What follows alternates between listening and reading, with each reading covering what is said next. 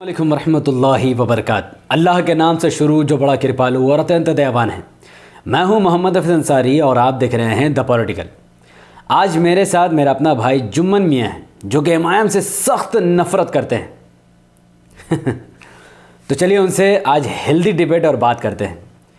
और जुम्मन भाई साहब कैसे हो? सब खैरियत तो है? इमाम 100 विधानसभा की सीटों पर उत्तर प्रदेश में इलेक्शन लड़ने वाली, इसमें तुम्हारी क्या राय है? यही राय है कि इमाम अगर उत्तर प्रदेश में इलेक्शन चुनाव लड़ेगी तो बीजेपी के इसका सीधा सीधा फ़ायदा होगा और बीजेपी जीत जाएगी। अरे जुम्मन मियाँ, इमाम के उत्तर प्रदेश में इलेक्शन लड़ने से बीजेपी कैसे जीत सकती है? थोड़ा एक्सप्लेन कर सकते? जाहिर है कि अगर उत्तर प्रदेश में इमाम इलेक्शन लड़ेगी तो बीजेपी की तो सरकार बन जाएगी, क्योंकि इमाम जहां भी इलेक्शन लड़ेगी वहां पर मुसलमानों का वोट काट देगी, जिसका सीधा और साधारण फ़ायदा बीजेपी को होगा। इसमें समझने की क्या? तो इमाम को उत्तर प्रदेश में इलेक्शन लड़ने से मुस्लिम वोट कैसे बढ़ जाएगा और बीजेपी कैसे जीत जाएगी? थोड़ा सही से एक्सप्लेन तो करो। अब इमाम अगर मुस्लिम बहुसंख्यक सीट पर अपने उम्मीदवार को उतारेगी तो वहाँ पर मुसलमानों का वोट बटेगा कि नहीं बटेगा?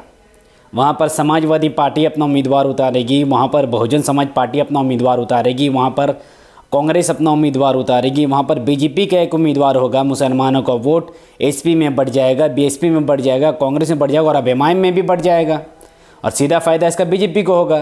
तो क्या मैं गलत बोल रहा हूँ? इमाम के लड़ने से तो बीजेपी का फ़ायदा होता ही है। अच्छा, तो मुस्लिम इलाकों में समाजवादी पार्टी वोट काटे, बहुजन समाज पार्टी वोट काटे, कांग्रेस वोट काटे तो वो लोग वोट कटवानी है, लेकिन इमाम अगर अपना उम्मीदवार उतार दे तो तुम्हें वोट कटवा नज़र आता है। तो मुझे समझ नहीं आ रहा जुम्मन मियाँ, मुझे एक बात बताओ कि 3 लाख पर मुश्तमिल अगर एक मुस्लिम बहुल एरिया या विधानसभा सीट है और उसमें ज़्यादातर आबादी मुसलमानों की है, तो वहाँ पर यादव कम्युनिटी की पार्टी समाजवादी पार्टी अपना उम्मीदवार क्यों खड़ा करती है और वहाँ पर बहुजन समाज पार्टी भी अपना उम्मीदवार क्यों खड़ा करती है और कांग्रेस वहाँ पर अपना उम्मीदवार क्यों खड़ा करती है? अगर उनको इतना ही परवाह है कि इमाम के आने से वहाँ पर मुस्लिम वोट बढ़ जाएगा तो फिर एसपी, बीएसपी और कांग्रेस अपना मुस्लिम उम्मीदवार क्यों खड़ा कर रही है? क्या इसका जवाब तुम्हारे पास कुछ है? भाई साहब, समाजवादी पार्टी पुरानी पार्टी हैं, बहुजन समाज पार्टी भी पुरानी पार्टी हैं और वैसे ही कांग्रेस जो पार्टी है वो भी पुरानी पार्टी है। उनको इलेक्शन लड़ने का इख्तियार है, हक़ है, हुकूक हासिल है और वो इलेक्शन लड़ेगी, मुसलमानों को वोट लेगी और उनको तो हिंदू भी वोट करते हैं, तो इसमें क्या बड़ी बात है?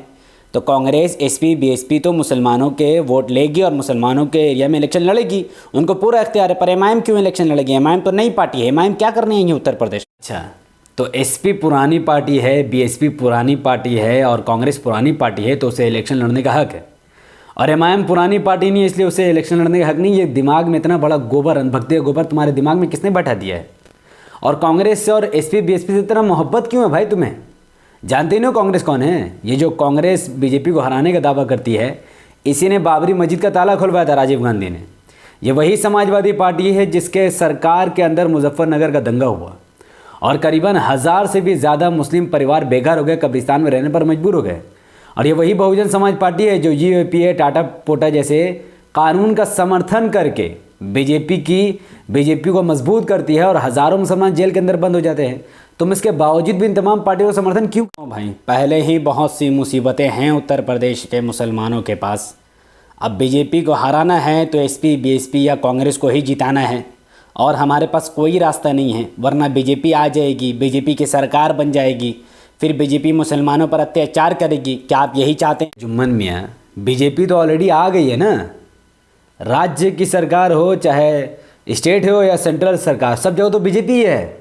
प्राइम मिनिस्टर बीजेपी का, चीफ मिनिस्टर बीजेपी का, पूरे भारत में बीजेपी की सरकार, उत्तर प्रदेश में बीजेपी की सरकार। अब कौन बीजेपी की रोकने की बात कर रहे हो तुम थोड़ा पढ़ाई लिखाई करते हो कि ऐसे ही खाली बकर बकर करते हो? उत्तर प्रदेश में बीजेपी की सरकार है और समाजवादी पार्टी, बीएसपी और कांग्रेस सरकार को रोकने में नाकाम रही है। तो यही तो वक्त है कि इमाम को मजबूत दिलाकर इमाम की सरकार बनाने का। अब पूछो इमाम कैसे सरकार बनाएगी? अरे मेरे भाई, 403 सीटों पर समाजवादी पार्टी इलेक्शन लड़ रही है, वो सरकार बना सकती है। कांग्रेस 403 सीटों पर लड़ रही है, वो सरकार बना सकती है। बीएसपी 403 सीटों पर लड़ रही हैं, वो सरकार बना सकती है। बीजेपी 403 सीटों पर लड़ रही है। तो इमाम 100 सीट में लड़के कैसे बीजेपी को हराएगी, कैसे सरकार बनाएगी? ये कैसी बात कर रहे हैं आप?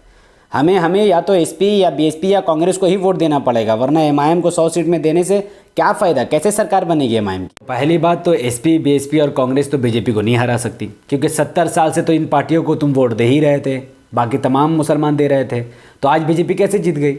तो अब एमआईएम वोट लेकर सरकार बना सकती है। तो मैं तुम्हें समझा देता हूँ ताकि तुम्हारा जैसे लाखों जुम्मन अगर समझ जाए तो सच में एमआईएम वोट यानी वो जीत जाए इलेक्शन। कैसे? उत्तर प्रदेश में 403 विधानसभा की सीट है, सही है ना। 403 विधानसभा की सीटों में जो भी कोई 202 विधानसभा की सीट जीतेगा उसकी सरकार बन जाएगी। और एमआईएम 100 विधानसभा की सीटों पर इलेक्शन लड़ रही है। अगर मुसलमान मुत्तहिद होकर एमआईएम को वोट कर दे तो एमआईएम 100 सीट जीत कर अकेले तो सरकार नहीं बना सकती है। लेकिन अगर अखिलेश यादव या मायावती या कांग्रेस को सरकार बनाने के लिए अगर 50-60 सीट का समर्थन पड़े तो वो बीजेपी से सपोर्ट लेने से अच्छा है ना कि एमआईएम से सपोर्ट लेकर सरकार बना ले। अब समझ में आया कि एमआईएम कैसे सरकार बनाएगी? एमआईएम सरकार बना सकती है और वो भी सरकार गिरा भी सकती है, पर अगर तुम वोट दोगे तब ना। अगर तुम ही पीछे हट जाओगे तो एमआईएम कैसे सरकार बनाएगी? नहीं मेरे भाई, अगर एमआईएम इलेक्शन लड़ेगी 100 सीट पर, मुसलमान अगर वोट देंगे उनको तो मुसलमानों का वोट बढ़ जाएगा और उसका सीधा फ़ायदा बीजेपी को होगा। तो एमआईएम को 100 सीट क्या इलेक्शन लड़नी ही नहीं चाहिए। हम कोई कुछ नहीं चाहिए, हमें कोई फ़ायदा नहीं, हमें सिर्फ बीजेपी को हराना है, बस किसी भी तरीके से बीजेपी को ही हराना है, वरना हमें कुछ नहीं चाहिए। तो एमआईएम अगर लड़ेगी तो वोट पक्का कट जाएगा। अगर तुम्हारा ऑब्जेक्शन है कि एमआईएम के लड़ने से वोट कट जाएगा तो ये गलत ऑब्जेक्शन है, मैं इसको भी तुम्हें दूर किए देता हूँ। अगर एक विधानसभा की सीट पर एसपी, बीएसपी, कांग्रेस और बीजेपी को उम्मीदवार है तो मुसलमानों का वोट एसपी, बीएसपी, कांग्रेस में बढ़ जाएगा और वहाँ से बीजेपी 30% वोट लेकर जीत जाएगी। लेकिन अगर वहाँ पर एमआईएम अपने उम्मीदवार उतार दे और मुसलमान अपना वोट एसपी, बीएसपी और कांग्रेस को न देकर सिर्फ एमआईएम को वोट दे दे तो फिर बीजेपी वहाँ से नहीं जीत सकेगी, क्योंकि एमआईएम का वोट तो बटा ही नहीं। तो एमआईएम के जहाँ जो उम्मीदवार है वहाँ अपना वोट एसपी, बीएसपी, कांग्रेस को मत बांटो, सिर्फ और सिर्फ एमआईएम को वोट दो। तो इस तरीके से एमआईएम मुसलमानों के वोट से जीत भी जाएगी, मुसलमानों का क़यादत मजबूत भी होगा। बीजेपी 100 विधानसभा की सीटों पर तो कम से कम हार जाएगी और मुसलमानों का नेतृत्व कितना मजबूत हो जाएगा। तो अब तुम्हें फैसला करना है कि तुम्हें मेरी बात समझ में आई कि नहीं आई है। एमआईएम को 100 सीट क्या इलेक्शन लड़नी ही नहीं चाहिए। हम कोई कुछ नहीं चाहिए, हमें कोई फ़ायदा नहीं, हमें सिर्फ बीजेपी को हराना है, बस किसी भी तरीके से बीजेपी को ही हराना है। चलो, तो ये हमारे जुम्मन मियाँ तो नहीं मान सके। अब आपको पता नहीं कि आपको मेरी बात समझ में आई या नहीं आई है। इसका दूसरा तीसरा पार्ट में मैं बनाऊंगा, क्योंकि अभी बात बहुत सारी है। 70 साल से जो मुसलमानों के अंदर गलतफहमी है उसे दूर करना है, और वो कैसे होगा वो कोशिश करेंगे इंशाअल्लाह वीडियो के ही माध्यम से ख़त्म करने की। अगर आपको वीडियो अच्छा लगा हो और आप चाहते हैं इसके बहुत सारे पार्ट में बनाओ, हर मुद्दे पर जुम्मन मियाँ से डिबेट करूँ, तो इस वीडियो को लाखों लोगों तक पहुँचाएं। जिसके लिए आपको इस वीडियो को लाइक करना है, इसके लिंक को व्हाट्सअप, फेसबुक, इंस्टाग्राम में शेयर करना है, अपनी बातों को कमेंट पर रखना है कि आप क्या चाहते हैं। आप उत्तर प्रदेश में किसकी सरकार बनते देखना चाहते हैं, किसकी सरकार गिरते देखना चाहते हैं, अपनी बातों कमेंट पर रखिए। हमारे YouTube channel the political vlogs को सब्सक्राइब करें, बेल आइकन को हिट कीजिए। मुझे अपनी दुआ में याद रखें। अस्सलाम वालेकुम वरहमतुल्लाहि वबरकातुहू। अल्लाह की सलामत रहमत बरकत अब तमाम भाई और बहनों पर हो। अल्लाह जुम्मनों को समझ दे, अल्लाह जुम्मनों को समझ दे।